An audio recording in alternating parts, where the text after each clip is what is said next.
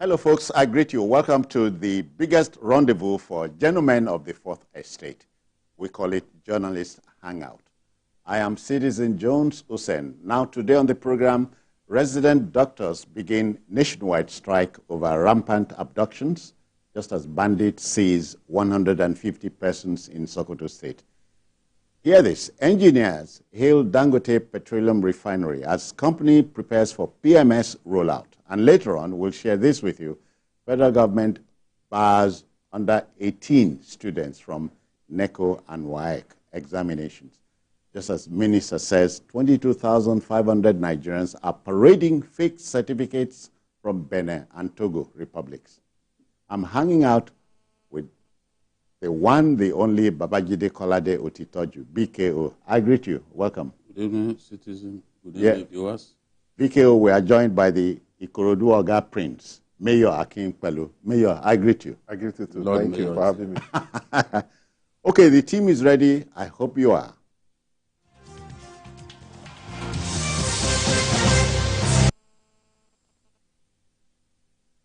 All right, let's go. You know, if the feelers we are getting must be believed, the National Association of Resident Doctors have kicked off a 7-day sympathy strike across all its centers nationwide. The doctors were sickened by rampant abductions of Nigerians across board are rooting for the immediate release of a colleague of theirs, Dr. Ganiat Popoola, who has been in captivity for over 8 months now. Elsewhere, we can confirm that mindless bandits have seized more than 150 persons in some villages in the Gobir Emirate of Sokoto State. This is coming after a district head, Alhaji Isa Muhammad Bawa, was killed in captivity. Over 1,000 cattle were rustled in the process. Okay, we have details of this story. Let's go there. It has been almost 8 months since Dr. Ganiat Popoola was abducted from her home alongside her husband and nephew at the National Eye Center in Kaduna State.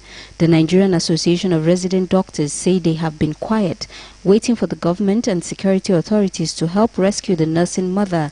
But they feel it is now necessary they also take action to push for her rescue or release. We spoke with the president of NAD at the National Hospital Abuja, who says desperate times call for desperate measures. Call that we held our National Executive Council meeting sometime in July in Castina, and rising from that meeting, we resolved that we issue an ultimatum to government to get Dr. Ganiat Popoola out of captivity. Following which, failure to do that, we are going to proceed on a strike. And the tentative date was 26th of August, which is today. Meanwhile, patients in waiting halls of the hospital complain of longer waiting time since their arrival due to the ongoing strike.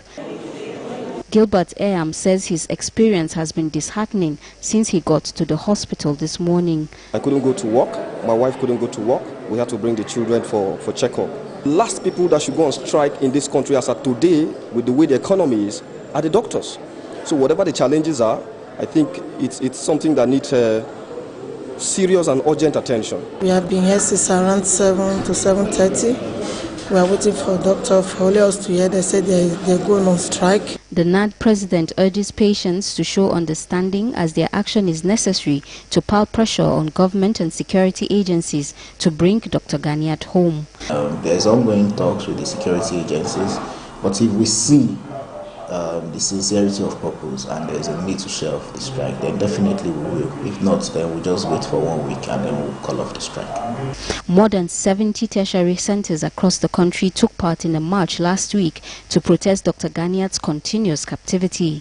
On Tuesday, the 27th of August 2024, will make it exactly 8 months since Dr. Ganiat Popoola, a nursing mother, was abducted at the National Eye Center in Kaduna State.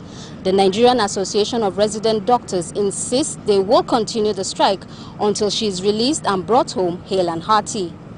Kemi Balogun, TVC News, Abuja.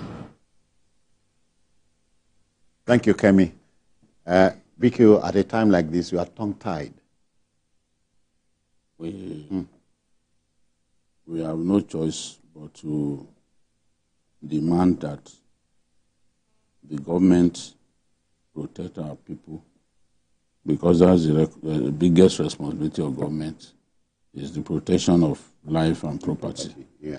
And this includes a national and coordinated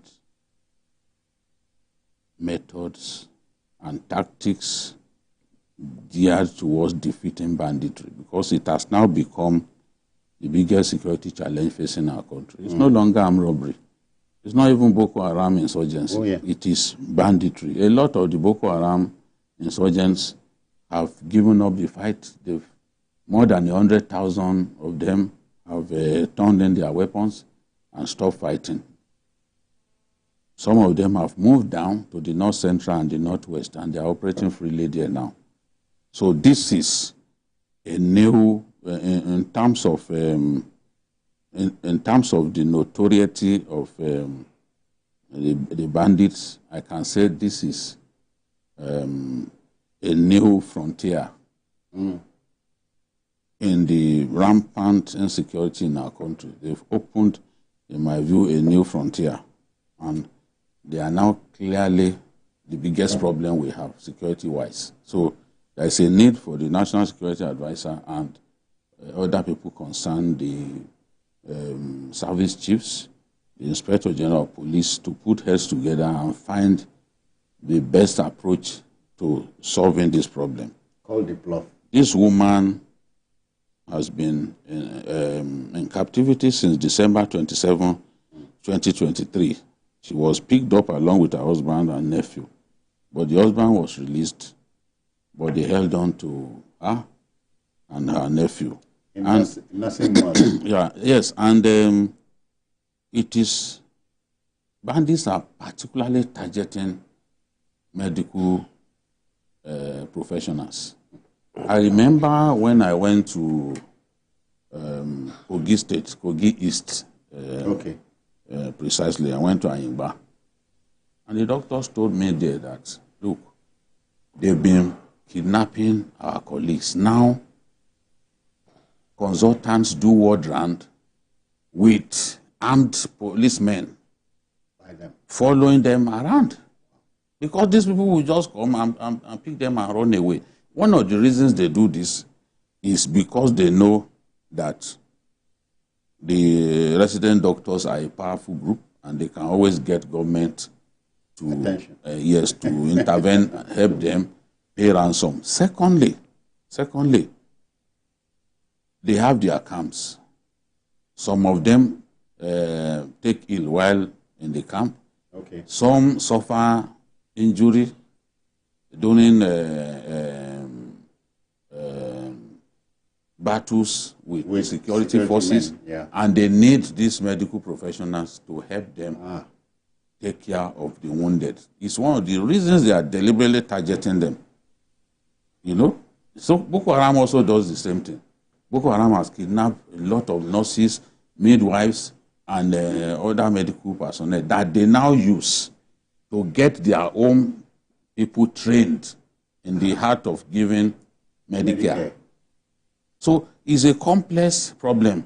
In Kogi, Kaduna, Benue, Plateau, they've been kidnapping doctors for the same reason, not just because of ransom, but because they can always get these people to help treat their own wounded persons or sick fighters and all that. So it's a strategy that they've been using for long. But look at the 20 medical students that were kidnapped the other day.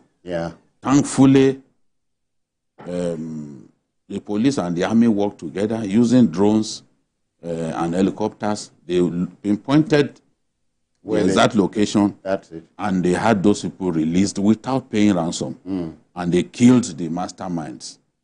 The IG just presented those medical students to Nigeria. So, but it's not in all cases that you can use military means to secure the release of these people. Now, where you cannot use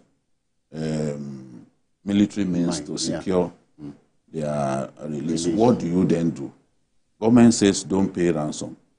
Ransom energizes the bandits. So what do we then do? I believe that at some point, you have to find a way to negotiate. Even Israel, that has zero tolerance for terrorism, like this, yeah. when they are in a bind and they can't get out of it, they sometimes will negotiate with these people, exchange prisoners. Release Hamas, yes. They can release 2,000. Israel can release 2,000 Hamas detainees for one person. Even for remains. Israel can release detained Hamas fighters. They can release 1,000 for the remains of an Israeli soldier. So there are times when we will be left with no choice but to find a way to negotiate so that we can get our people out of captivity. I don't want this strike to continue. The NSA and other people concerned need to sit with the resident doctors and say, look, your concerns are appreciated. You can see what we did to rescue those medical students from Jos. We will do our best. But this is particularly painful. They have to find a way to get Ghanaians out of captivity. Mayor, but the 7-day strike will naturally disrupt Medicare around the country. Obviously. First, let me start by saying that I want to appeal to the resident doctors. So I understand their feelings, and they have a point. There's no reason for somebody, one of their own, to be in detention for up to 8 months. Government has to do something about it.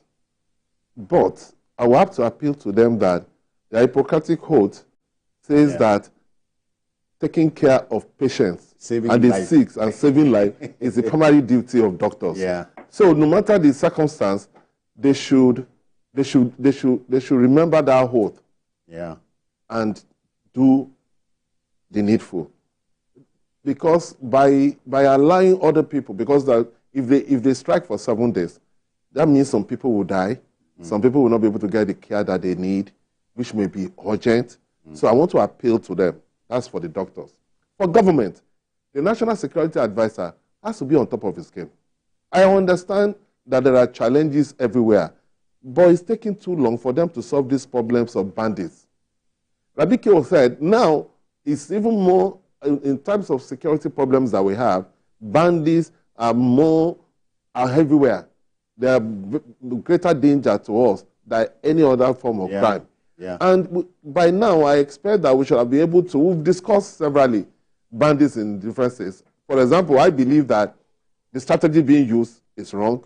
I'm not a security expert, but I believe that if you allow bandits to move from state to state, if you confront them on a state-by-state basis, it will take a long time for you to solve that problem. You understand? These people are in different states in some geopolitical zones.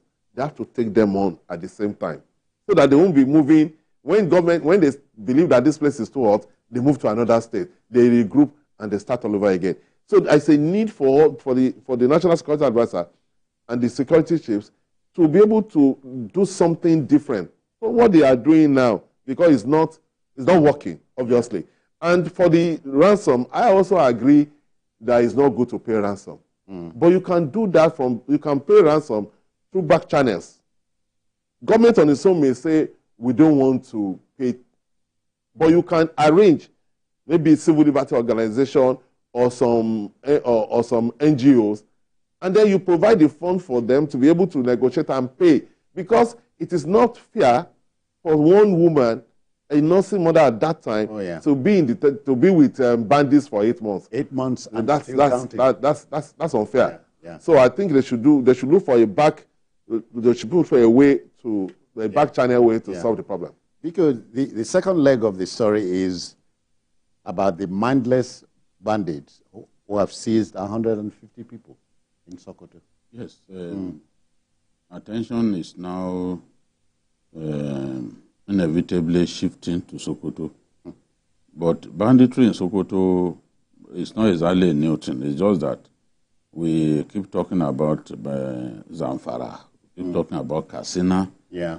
But bandits have been operating in Sokoto for some time. Local governments like Tureta, Sabombrini, Rabah, that's the home of the late Sardauna. Yes, it comes from, or it came from Rabah. Those places are infested. Issa, where the former governor of the state, Tahiru Bafarawa, comes from, close to the border with Niger Republic, is infested already by bandits. So Sokoto has always had its home